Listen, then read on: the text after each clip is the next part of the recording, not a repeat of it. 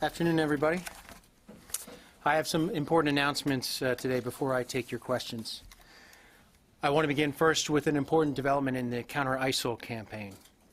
In February, coalition forces captured Suleiman Dawood al-Bakr, a.k.a. Abu Dawood, ISIL's emir of chemical and traditional weapons manufacturing, during an operation in Iraq.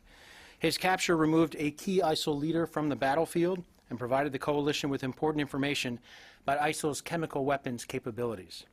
Dawood was transferred earlier today into the custody of the government of Iraq.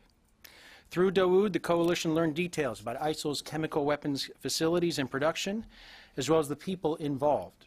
The information has resulted in multiple coalition airstrikes that have disrupted and degraded ISIL's ability to produce chemical weapons and will continue to inform our operations into the future. We are limited in what else we can say about his capture and what we have learned from him because we do not want to compromise ongoing operations. I also have an update today regarding women in service. Today, Secretary Carter formally approved the final implementation plans prepared by the military services and U.S. Special Operations Command to integrate women into all combat roles. Before the Secretary's approval, the Deputy Secretary of Defense, Robert Work, and the Vice Chairman of the Joint Chiefs of Staff, General Paul Selva, co-chaired an implementation group that reviewed each of these plans in detail. They determined that all of the plans adequately address Secretary Carter's 7 guiding principles. Those principles, you may recall, were transparent standards, population size, physical demands and physiological differences, conduct and culture, talent management, operating abroad, and assessment and adjustment. The Secretary is pleased with the effort and consideration each of the services put into their plans in ensuring that they meet those guiding principles. We'll issue a statement after this briefing with additional details on the Secretary's approval, including links to the implementation plans themselves from the services and a link to additional comments from the Secretary on these plans that will be posted to his medium.com page. I encourage you all to check those links out. And one final note, this evening Secretary Carter will travel over to the White House to attend the state dinner for the Canadian Prime Minister Justin Trudeau. Canada is an important ally for the United States and a key contributor to the counter-ISIL effort. As the Secretary noted at the NATO Ministerial in Brussels last month, Canada has agreed to triple its training effort in northern Iraq, double its intelligence efforts, as well as making additional non-military contributions. And the Secretary, I know, is looking forward to that event this evening. With that, I'd be happy to take your questions. Bob. Peter, regarding your first announcement about the chemical weapons, can you say more about, you said multiple, I believe you said multiple airstrikes followed from collection of this information from the detainee. Can you say when and how many and against, did you say facilities, airstrikes were against facilities? And finally, did these operations eliminate their chemical weapons capabilities? Let me take the second part of your question first. We're confident that the strikes that have been conducted have disrupted and degraded their chemical weapons capabilities. I'm not going to say that we've knocked it out in full, but we feel confident that we've made a difference with regard to that, and this information was very helpful in conducting these strikes. And they're going to continue to inform, again, this information will continue to inform our operations in the future. But Bob, we feel good about the damage we've done to that program, to those capabilities, and again, it's going to inform our operations going forward. I'm not going to get into details about the kinds of our operations that we've been able to conduct, in part because I don't want to get into tactics and things like that might in any way compromise ongoing operations. But again, multiple airstrikes that have been targeted specifically as a result of information we were able to gather. Just to press you a little further on that, without revealing tactics, I'm asking, like, how many facilities or people were hit associated with this program? Yeah, again, Bob, for a variety of reasons, I'm going to be really careful here, and just because of the fact that we have ongoing operations, that I'm just going to keep it to multiple airstrikes at this point that have been conducted as a result of this detention and the information we learned from this individual. By ongoing operations, you mean there are additional airstrikes targeting these? We believe that the information we've been able to obtain will allow us to conduct additional operations. So, yes, Barbara. I'm sorry, but I'm going to continue to try and press the point, because the Pentagon is saying here, disrupted and degraded. Being as its chemical weapons in Iraq, when you say disrupted and degraded, can you give us any information, any data, any evidence, any information to back up that statement the Pentagon has made that they're disrupted and degraded? Anything you can say about what has led the Pentagon to come to those words and that conclusion today? Barbara, I'm going to stay where I am right now because of those ongoing operations, but again, there have been specific targets hit as a result of this information that includes, and I will be able to at least say that it does include facilities that we believe were part of their chemical weapons capabilities.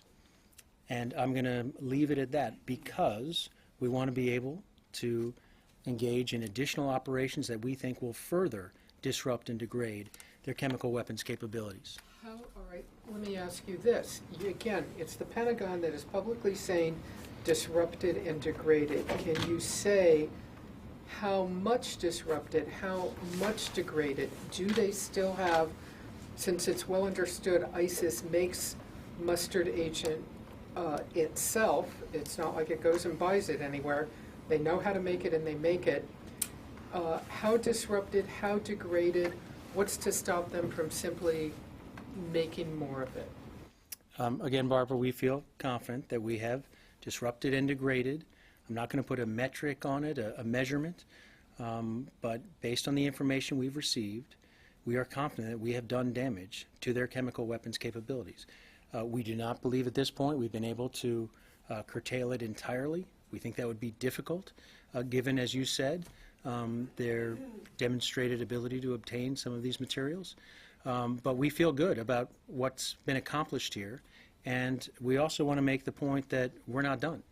And we have additional operations that we believe will further disrupt and degrade their chemical weapons capabilities, in addition to every other aspect of our campaign against ISIL. This is just another component. My very last question, so from what I take from what you're saying, is realistically, you're saying that the U.S. military, the coalition, could not at this point eliminate ISIS's chemical weapons capability. We are certainly going to do everything we can to try and prevent ISIL from carrying out any attacks, whether it's with the chemical agents or otherwise, but we feel confident that these actions have played a role in degrading and disrupting their chemical weapons capabilities up to this point, and that additional operations will continue in that same vein. Again, Barbara, we're not going to get into metrics here. I think we are doing everything we can to eliminate ISIL. And if we're successful in that, we're certainly going to address this particular area of concern. Carla. Thank you, Peter. On the stolen files that the Germans have in their possession that supposedly have 22,000 foreign members of the Islamic State, has the United States seen these files? Is Germany sharing those with the United States? Has the United States been able to verify that they are authentic? From this podium here, I'm aware of these reports and aware of what's been reported publicly, but I can't get into confirming whether or not these files are contain information that is authentic or anything like that. So I'll refer you to the intelligence community in particular to see if they have something more to say on this topic. But we certainly are aware of those reports, and any information that gave us a better insight into the members of ISIL certainly would be helpful to the Department of Defense and to our overall coalition effort to ultimately defeat ISIL. And then a quick follow on the raid in Somalia. Can you confirm that U.S. forces were involved in that raid? And we've been hearing different reports, 12 al-Shabaab militants killed. We've heard 15. Do you have an update on that? Yeah, I believe this question came up yesterday, and again, I'll restate what we said previously, that there were U.S. forces in the train, advise, and accompany mode, as they have been in the past in Somalia, and that There was a small number of U.S. forces involved. I'm not going to get into the final assessment of that action. Again, this is carried out in conjunction with the government. Do you know how many al-Shabaab militants were killed? I'll refer you to the government of Somalia for that. Tony. One on the chemical weapons issue and then one on North Korea. Yeah. What's the size and scope of ISIL's chemical weapons program, and does it pose a threat to Iraqi troops and U.S. advisors? Well, Tony, we've seen them demonstrate a willingness to use these agents previously in Syria and in Iraq. So obviously it's a obvious concern both to the civilian populations in those places and to our forces. One reason why we have conducted these strikes and in particular that this particular individual was of such value to us. And so we obviously have concerns about that program. We want to do everything we can to try and reduce those capabilities, and that's what we've done in this instance.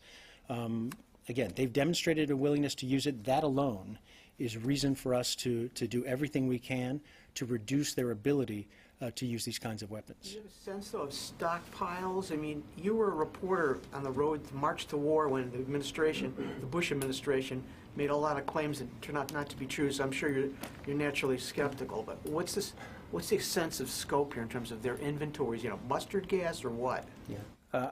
Again, Tony, I'm not going to get into intelligence assessments from here, but they've demonstrated a willingness to use it. That alone is a cause for concern for us and should be for everyone. These are violations of international law. Obviously, ISIL hasn't shown a great willingness to abide by international law, but these are agents that obviously cause tremendous suffering for people, and we've seen their use demonstrated in Syria and Iraq, and we're going to continue to do everything we can, working with our coalition partners, of course the Iraqi government as well, to try and address the risk of these agents being used in any form or fashion, whether it be against U.S. forces, coalition forces, or certainly civilians on the ground. Okay, I need to shift gears to North Korea and the missile issue. A couple days ago, you said the United States has not seen North Korea demonstrate a capability to miniaturize a warhead. Today, Admiral Gortney, the head of the Northern Command that's in charge of protecting the country, said, "I assess it's the prudent decision on my part to assume that he has the capability to miniaturize a nuclear weapon and put it on an ICBM today." Is there a contradiction between your statement and his? Absolutely not. We have not seen them demonstrate this capability, but Admiral Gortney, as you would expect a commander in his position, that the American people would expect, that he would be doing everything in his power to be prepared for that eventuality. And he's doing what he should be doing to prepare for that threat should it become a reality. And at this point, again, we have not seen them demonstrate that capability, but he is doing exactly what he should be doing in preparing his forces and our U.S. Forces overall to be able to respond to that challenge. He assumes they have it. You said they haven't demonstrated it, so that those are internally consistent? He is doing the appropriate, proper planning that you would expect of a commander in his position. Thanks. Yes, Christina. Thanks, Peter. Earlier this week, General Austin said he provided his recommendations on how to accelerate the fight against ISIS to his leadership. Has Secretary Carter received those recommendations, and what are the next steps from there? Yeah, again, just to reiterate what I said the other day, of course, the Secretary speaks regularly with General Austin. They've been in constant communication, if you will, with other commanders in the counter-ISIL fight, assessing needs going forward, talking to our coalition partners. And so I think that conversation continues. Obviously, he gets great insight every time he talks to General Austin, and General Austin and General Votel and others will continue to provide the Secretary with their best military advice, share with the President as well, of course, as to what additional needs might be out there. But there's no decisions that have been made at this point. Is there a timeline by when he must provide his recommendations? The Secretary might provide his recommendations to the President? It's an ongoing conversation. Of course, the Secretary speaks with the President on a regular basis, as he does with his commanders, and there's no formal deadline. But again, I would expect that these conversations will continue in the coming days as we move closer to the next steps in this fight against ISIL, and every effort that we can bring to bear to try and accelerate this fight and accelerate the defeat of ISIL will certainly be put on the table for consideration. Just one more thing. Over a dozen Republican senators introduced a resolution today calling for suspected ISIS terrorists to be detained at Gitmo. What is the Pentagon's response or thoughts on that plan, on that idea? I haven't seen that legislation. Again, I would just refer you back to what we've said previously about detentions that take place. We would anticipate that detentions in the counter-ISIL fight would be most likely of a short-term nature, and that, as in the case of this detention I referenced today, handed off to the appropriate local authorities, in this case, the Iraqi government. Just to follow up on that. Lucas. You say that the detentions of ISIS suspects will be, or militants will be, of a short-term nature. But if this is a long-term conflict, how do you square that with only detaining them for a short time? Our hope, Lucas, first of all, is that this is a conflict that we can defeat ISIL in as quick a fashion as possible. We'd like to be rid of this threat sooner rather than later. So, first of all, the premise of your question, I don't necessarily accept at the beginning. Second of all, again, we just talked about, we don't want to gaze into the future, hypothetically speaking, about potential for detainees, but we've been waging this fight for some time now, and there have been a few individual detentions in which they have been handled in this fashion, and I think that's the best template right now for how this would be handled going forward. When you turn over those suspects over to the Iraqis, does the United States still have access to those suspects? Again, we've worked this out carefully with the Iraqi authorities. These are our partners in the fight against ISIL, and we're satisfied that the coordination between our two governments will allow for proper exchange of information as necessary. Here, it's just a simple yes or no. When you turn them over to the Iraqis, does the United States still have access to them? Again, Lucas, every individual case, I can't predict the future, but we feel confident that we have the cooperation of the government of Iraq in this particular instance, and we expect the same going forward. Congress has said that the Pentagon failed to give them a plan on dealing with these detainees. What is the status of that plan to tell Congress how you are going to deal with detainees going forward? Are you working on this plan? Is there a timeline to review? I'm not sure exactly which plan you're talking about, just so I'm clear. Closing Guantanamo plan, part of the request from Congress was a plan from the Pentagon how to deal with the detention of ISIS fighters from the battlefield. You say short term, but it seems a little bit ambiguous on what the plan is. I believe that plan had specific language in there about the prospect of potential detainees in the future, and that they'd be assessed on a case-by-case basis, and that's what we expect. So. Don't you need a plan? You say case-by-case basis. If many generals, officials here in this building have said this war against ISIS is going to go on for a long time, yet you're only going to hold these guys for a short term.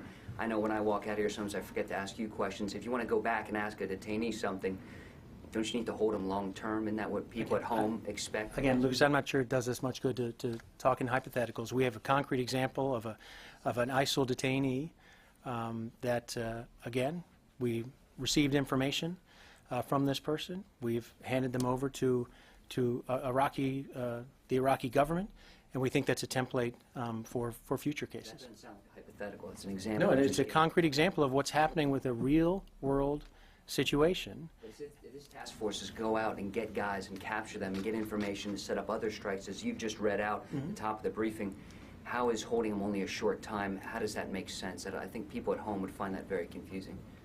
Again, we have a government on the ground in Iraq, a partner in the fight against ISIL, that we feel confident we can rely on in this instance. And that provides perhaps a difference in this equation than you're considering. We have a partner on the ground, a sovereign government that we're working with in close coordination. I think maybe that's the difference here. Yes, Joe. Yeah, few clarification back to your opening statement. So the capture of the ISIL leader was coordinated with the Iraqi government. That's what I understand from you. Yes. And could you share with us more information about where was he captured, what part of Iraq? For a variety of reasons, operational security more than anything else. we're not going to reveal more details about that at this time. Is there any relation between the capture of, I think, Sulaiman Abu Bakr and the strike that targeted Shishani a few days ago? Again, I'm not going to get into details, Joe, about the circumstances around his capture, because we are, as you know, very concerned about revealing anything of an operational nature that could provide insights to our enemy. And we're going to continue to maintain that position. I hope you would understand why. Yes, Tom. Peter, getting back to these chemical munitions sites or storage sites, analysts over the years have said you've got to be very careful when you hit these sites. You don't want to create a plume of poisonous gas or so forth to harm the population. They say you have to use special ordnance to kind of almost cook this stuff in place. Can you say anything about any special ordnance being used to take these sites out, or any special care? I can certainly speak to the last point, in that all of our operations in this regard would have, of course, factored in the risk to the civilian population, as we do in an ordinary strike. In this case, given the sensitivities here, you can be sure that that's something that's been factored into the operational planning that's gone behind all of these operations. Can you say anything about special ordnance being used, or can you take that question? I'm happy to take that question and do my best with it, but again, for some of the same reasons I just said, Joe, I'm not sure we're going to get into many details, but I will take the question. Yes, Jenny. Thank you, Peter. Yesterday, North Korea fired another 2 short-range ballistic missiles in South Korea East Coast. Do you have any comment on North Koreans' actions? Again, it's another provocative action by the North Koreans, and only further escalates the tensions on the Korean Peninsula. And of course, we're concerned by that, concerned by all their recent activities, the rhetoric that we're hearing from North Korea, and it just makes us stand that much closer, if you will, to our South Korean allies. And so again, it's consistent with their previous behavior, and we don't think it does anything to bolster stability and confidence on the Korean Peninsula. It only adds to that instability. North Korea has miniaturized nuclear weapons. If this were true, how would the U.S. respond? Again, we talked earlier, I was talking with Tony about this. We haven't seen them demonstrate that capability, but we feel confident that our defensive steps that we've taken, that our posture in the region and our preparations adequately account for the threat posed by North Korea. Yes, Aaron. Peter, Israel's defense minister is going to be here, I believe, Monday and Tuesday. I believe he's scheduled to meet with Secretary Carter at some point during that trip. Can you just kind of preview what they'll be discussing?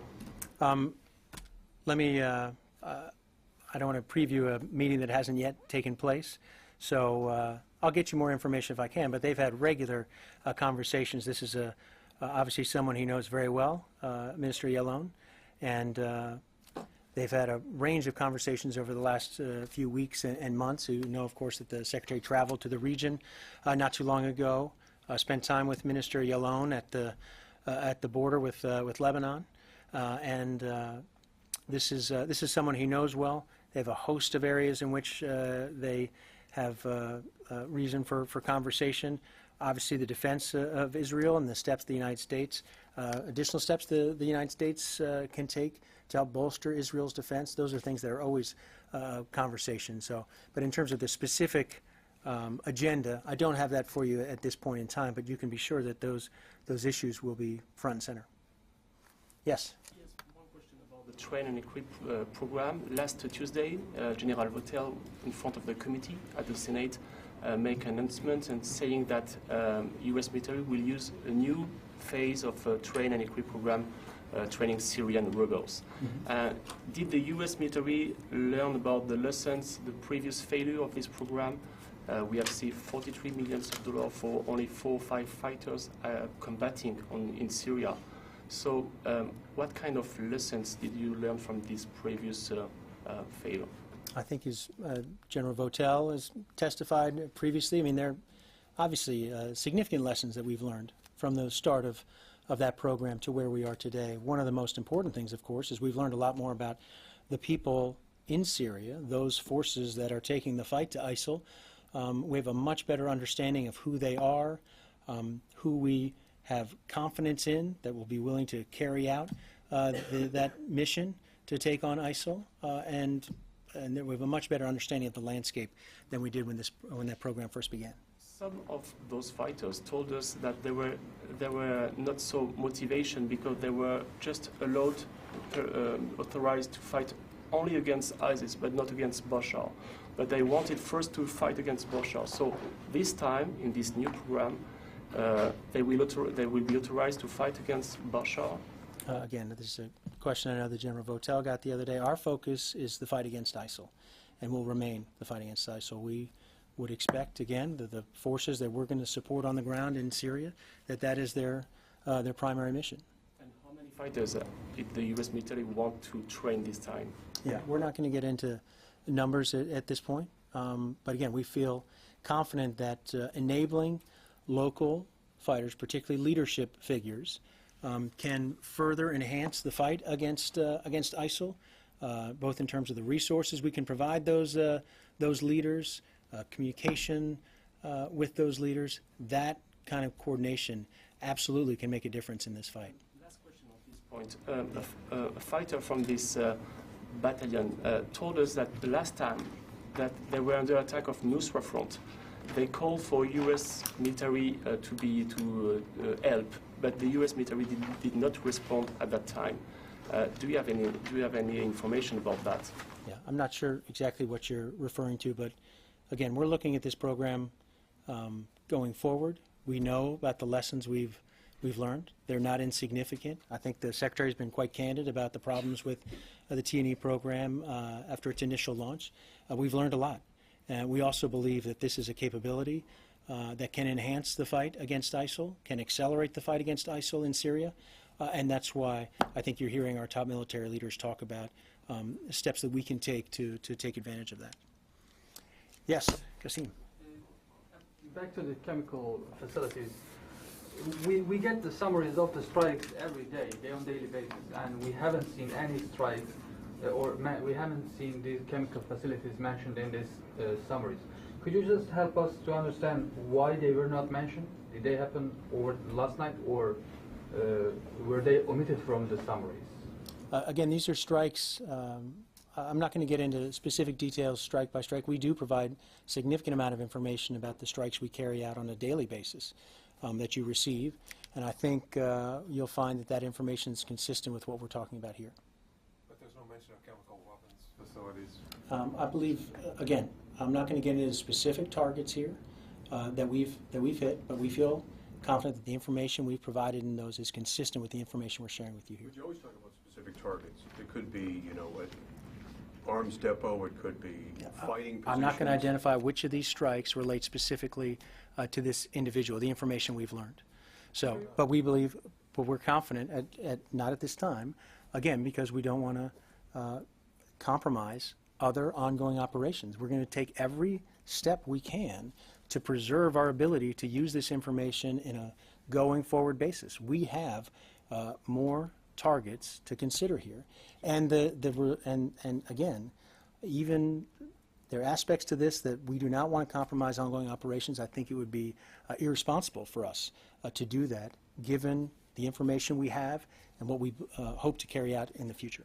But you're saying that the press releases point to the strikes, and that you're not saying when the strikes were. There's no mention in the press releases of chemical weapons facilities. I don't have all the releases in front of me. I'll go back and check them, Bob, but I believe there are references to facilities that have been hit in the past. We've identified targets that were weapons facilities. We may not be exclusively specific to this, in part because we do not want to reveal information to our enemy that could, again, compromise future operations. We think that's an appropriate consideration going forward. We do not want to jeopardize those operations. We would like to do more damage to their chemical weapons capabilities, and we're going to preserve what we think is necessary to be able to do that. You mentioned agents, and is this sulfur mustard only, or do they have additional agents beyond that? We've seen them use particularly sulfur mustard agent. Bob, I'm not going to get into more detail, but we think that's consistent with the capability that ISIL has demonstrated so far. The only one is what I'm saying. Are there others without mentioning them? Chlorine Yeah. has been used in the past. Is that one they're using? Yeah, I believe there have been reports about the use of chlorine as well. Those are two that we've seen demonstrated publicly, and I'm not going to get into more details about what other capabilities they may or may not have. You say reports, is that? Yeah, there have been your reports of, reports or public reports? there have been public reports of their use of, Your information.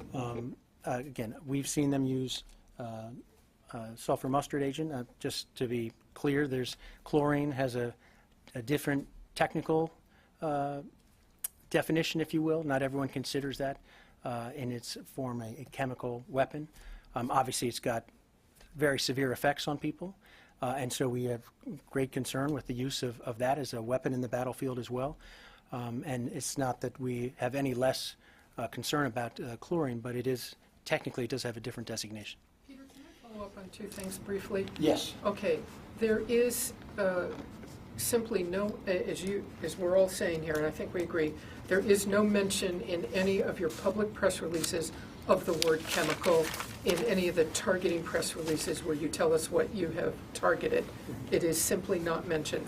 So for purposes of reporting accuracy, can I ask you, are there other targets, are there other types of targets that you hit that you're not telling us about? Must we now consider these daily press releases to be less, with all due respect, than full disclosure? Should we be skeptical? Because you are not. You shouldn't. We are providing you information. We're not going to reveal operational details that could compromise additional operations, but we have provided information to you about strikes against facilities, weapons facilities, and we're going to continue to do that. We're going to be as transparent as we can be, Barbara. And again, we are dealing with a situation, not all these strikes necessarily reflect strikes against an individual facility. As you said before, it could involve people who are part of this program, could involve other aspects, the procurement of these agents that don't necessarily reflect a chemical weapon. And then I have a follow-up. These press releases to the news media then should in fact be considered not the full list of targets that you may hit on a given day. We're going to Peter, are they, Barbara, I'm being as upfront with you as I can be. We are providing you all a regular list of those targets. is that list fulsome? It's as fulsome as it can be, yes. But it's not fulsome. It is not the complete list. It's a complete list. No. I'm saying it should be. You should consider that a list of the targets that we've struck, the coalition has struck. We didn't get the Shoshone target on there. We didn't get the chemical weapons target on there. We assume what you're telling us is fulsome, so I'm trying to give you the opportunity here to say clearly it is not. On that specific target that you mentioned. I didn't see a Shoshone target on the list. We've provided you a news release regarding the targeting of that individual. I'm asking about, with all due respect, the regular press release that goes to the news media that is available to the American public that this department, not you personally, say is the list of targets the coalition led by the United States. We are providing information regarding coalition air operations that is detailed, provides significant amount of information on a regular basis. We are not going to provide information, Barbara, that we think could compromise future operations. Okay, so that answers my question. The list is not fulsome. My other question is, on North Korea, I'd like to follow up on Tony's question. General Scaparrotti and Admiral Gortney, two of the most experienced commanders out there, have now both said exactly the same thing, that as commanders, they feel they must assume, we're not talking about North Korean testing, that they must assume, for planning purposes, their military planning, North Korea has a miniaturized warhead. Not talking about testing. Does the Secretary of Defense agree with his commanders, General Scaparrotti and Admiral Gortney, for that U.S. military planning purposes? Does the Secretary agree, he himself, does he now assume, for planning purposes, North Korea has miniaturized a nuclear warhead? Does he agree? The Secretary believes that his commanders who deal with this Korean threat are doing exactly the right thing. They are doing exactly the right thing in preparing and assuming that North Korea has this capability, and we have not seen them demonstrate this capability, but of course they're doing exactly what the Secretary would hope they would do, and that is preparing for that consideration and preparing defensive measures that would be in place to protect the United States and protect our allies in the region, which is exactly what they should be doing. Does the Secretary of Defense assume for his own military planning that North Korea, does he feel he has to assume that North Korea has militarized a warhead separate from the testing issue? Does he believe he has to assume that now? I think the Secretary of Defense believes that it is prudent planning for this department, for those commanders, to prepare for that kind of scenario, even though we have not yet seen them demonstrate that capability. They are doing the prudent thing. The Secretary is supportive of the actions they're taking as commanders to prepare for, again, that kind of scenario. So to clarify in my own mind, U.S. military planning now assumes that North Korea has militarized a nuclear warhead. The commanders who are responsible for these activities have done the appropriate thing to assume that they have this capability, or that they're certainly trying to obtain it. That does not mean that they have that capability. They have not demonstrated that, but they are doing the prudent, appropriate, proper things, the kind of things that I think the American people would want them to do in their positions. I got time for one more. I ask you to follow up. You were in the interview with Charlie Rose a couple of weeks ago when the Secretary was asked about this question. He said it categorically, they have nuclear warheads. You should get the transcript. They have nuclear warheads. That applies, he feels they've militarized them. I think you were in the room when he said it. I mean, how do you square what Carter's statement with your answer to Barbara? Tony, again, I'm just going to go back to our view of the U.S. government, of this department, has not changed in terms of them demonstrating the capability. That has not changed. So those commanders that you talked about, the Secretary, again, they see what the North Koreans are attempting to do. We need to assume that they could develop this capability, and as a result, we need to prepare accordingly. That is the appropriate step for this department to take, but we have not seen them demonstrate that capability, and that's the important distinction here. What about the pictures they showed a couple days ago? They look like big beach balls or something, kind of, for want of a... Has the department analyzed those images? I'm not sure exactly what pictures you're talking about, so I can't say if somebody's looked at these pictures. I saw that picture that shows the Korean TV.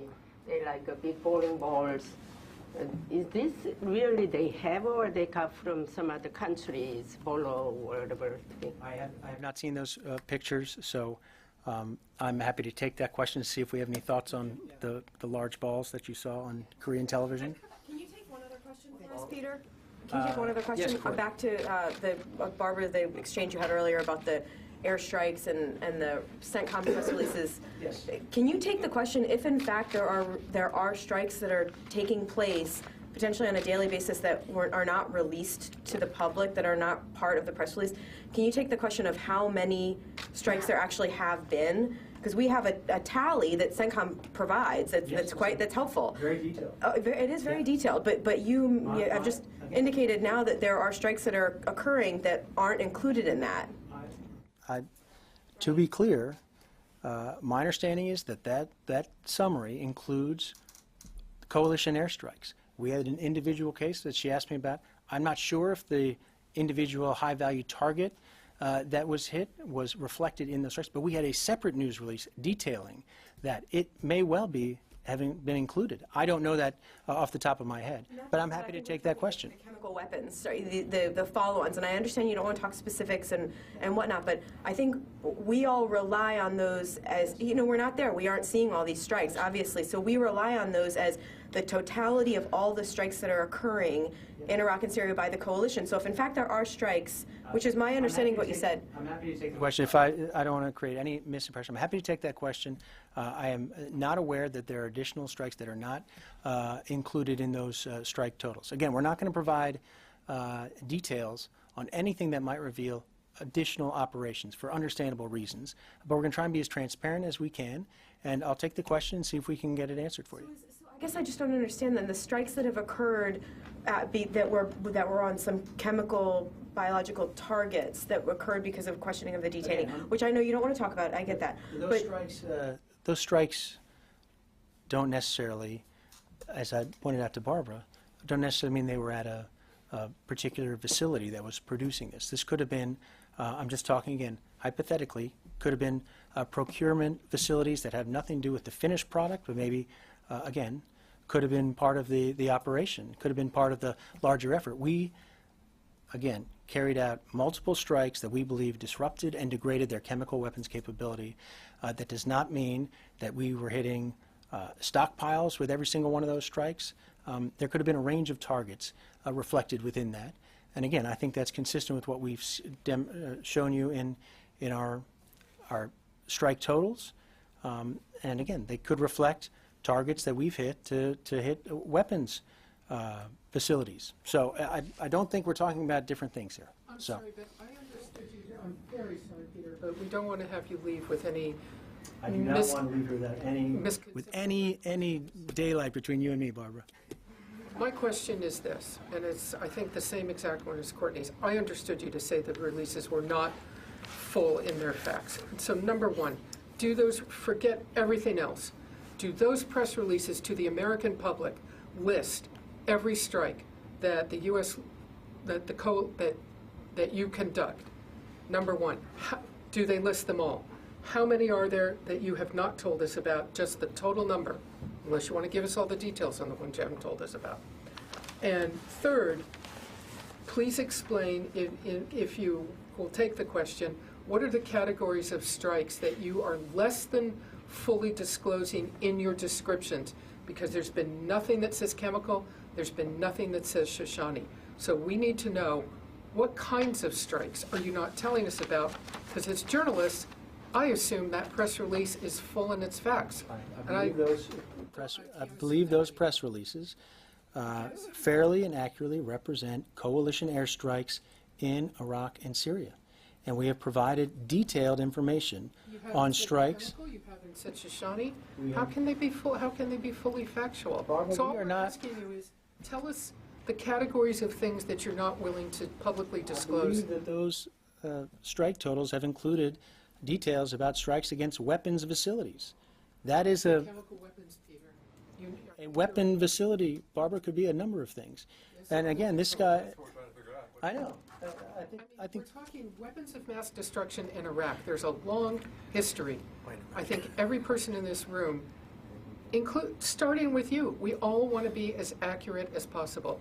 So we're asking for you to assist in that. And I think you understand the questions. I will assist in that. I will again reiterate that the coalition, the detailed list of strikes, which I will agree with Courtney, is very detailed. It is, I hope, helpful to you all. We do this because we want to be transparent, because we've had requests from the news media to be as upfront as we can be. We will continue to be as upfront and as transparent as we can be. We believe those fairly and accurately represent coalition air operations, airstrikes in Iraq and Syria. Again, there's a level of detail in those strikes that we think is very informative, and we will do everything we can to be more informative if we can be. The one thing we won't do is provide information that could jeopardize ongoing operations, future operations, and we're going to limit the release of that information. I think it would be irresponsible for us not to. But I appreciate where you're coming from, appreciate what Courtney had to say. We will do what we can. The part that doesn't make sense to us is we're talking about the strikes that have occurred in the past, and you're saying that your concern, the concern is about future operations, but what are you hiding from the enemy? Do you think they didn't notice when you blew up one of their buildings? Well, if the concern is, they notice when you blow up one of their buildings. You're not hiding it. We get the pictures from them, frankly, because they post pictures on Twitter. So I guess what I don't understand is when we're talking about past strikes, what is the security concern about telling us that they have occurred, about a strike that has occurred? We've done that. We've provided it. So you're telling us, and again, I just, you keep saying that the press releases represent the airstrike. Can you just say yes or no? Are those press releases the totality of all the strikes that the coalition is carrying out? Are there any that are not being disclosed to us? It's a really simple question. It's yes or no. Are they not being disclosed to us? That compromises coalition air operations, the airstrikes that we've been conducting. So you're not disclosing all of them. No, I'm telling you, the airstrike totals represent coalition air operations, what we've been doing in detail. I mean, you're declining to say it in a clear way. Obviously, am I crazy here? Please tell me, everyone. Let's do a vote. We'll Donald Trump it. Let's do a vote. Who says I'm crazy? This is a really simple yes or no question. Put a fine point on this. Those airstrike totals represent a coalition air operations, a list of those strikes that we've carried out in Iraq and Syria. I'm not going to get into, again, anything that could compromise additional operations. We think it is a fair and accurate representation of coalition airstrikes. If there's any other detail and information we can provide for you beyond these very detailed, every single day reports, we'll make that. I'll check and make you aware of it. If you take the question, if there are some that have not been disclosed, these are detailed. I think any fair reading of those would suggest that they would indicate that they provide incredible detail on.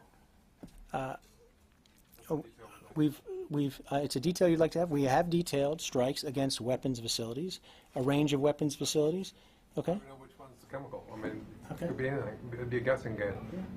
And I'll take that. I'll take that question. But we believe it's a more than fair and accurate representation of what we're doing. We believe we've been incredibly transparent, and we're going to continue to be transparent. Understand your desire for more information. Please understand our desire to make sure that we are doing everything we can to prevent information from reaching the enemy that could harm our ability to ultimately defeat this enemy. And we're going to be very, very mindful of that. I hope you would understand that. And at the same time, being as transparent as we can be, not only with you all, with the American people about what we're doing. And I think, again, that's a test we expect to meet. So thanks, everyone.